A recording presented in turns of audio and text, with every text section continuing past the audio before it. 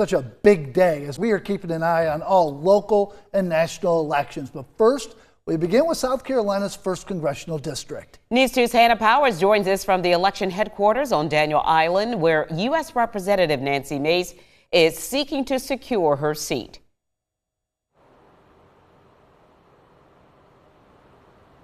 Hi, that's right. Congresswoman Nancy Mace spent a lot of time on the road today, traveling to different polling locations all across the district, from right here in Charleston all the way down to Beaufort, greeting with voters and meeting supporters. Right now, we are outside of where an official Nancy Mace election night watch party will be. That will happen later tonight at about 7:30 once polls close here on Daniel Island. As we get closer to the close of this election cycle, Congresswoman Nancy Mace hoping to win big tonight. At times, Mace has been accused of an attention-seeking personality, but to her credit, she has proven to be able to make herself relevant on a national stage and as a part of national media. She has an incumbent advantage this election cycle, holding this seat since 2020 when she beat Joe Cunningham, a Democrat who served one term. Today, she looks to further cement her claim on this seat by defeating her opponent, businessman and Democrat Michael B. Moore.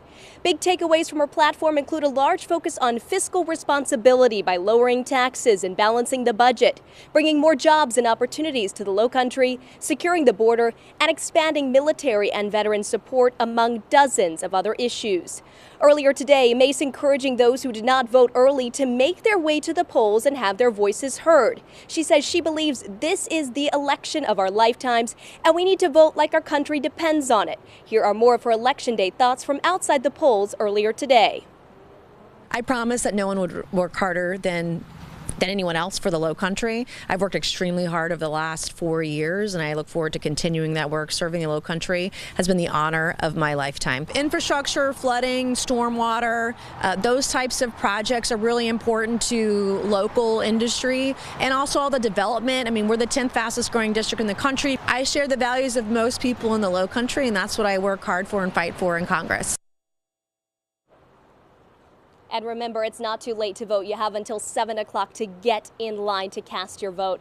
Right now, we want to send things over to News 2's Aaron Morgan, who is covering Nancy Mace's opponent. That is businessman Michael B. Moore. Aaron is at the International Longshoremen's Association Hall, where some of Moore's supporters will be gathering later today. Hi, Aaron.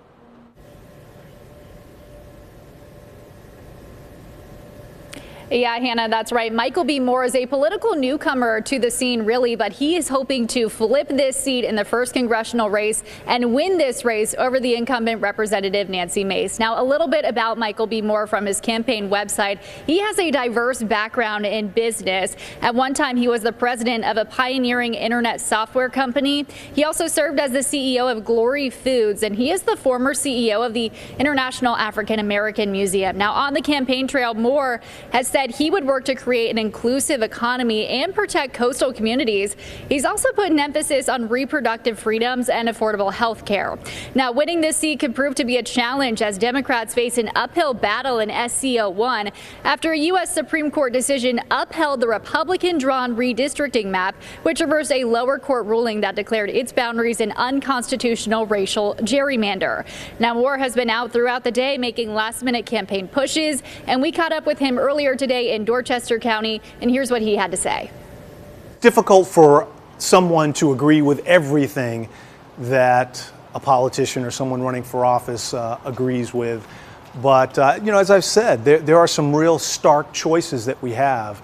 I am running to make sure there's someone in Washington who wakes up in the morning thinking about the Lowcountry, who goes to bed at night thinking about the Lowcountry, and who has your back. Now, I am here at the International Longshoremen's Association Hall in downtown Charleston, where Michael B. Moore will join other Democratic candidates tonight for an election night watch party, and we will be here throughout the night to cover this campaign. Live in downtown Charleston, I'm Aaron Morgan. Count on 2.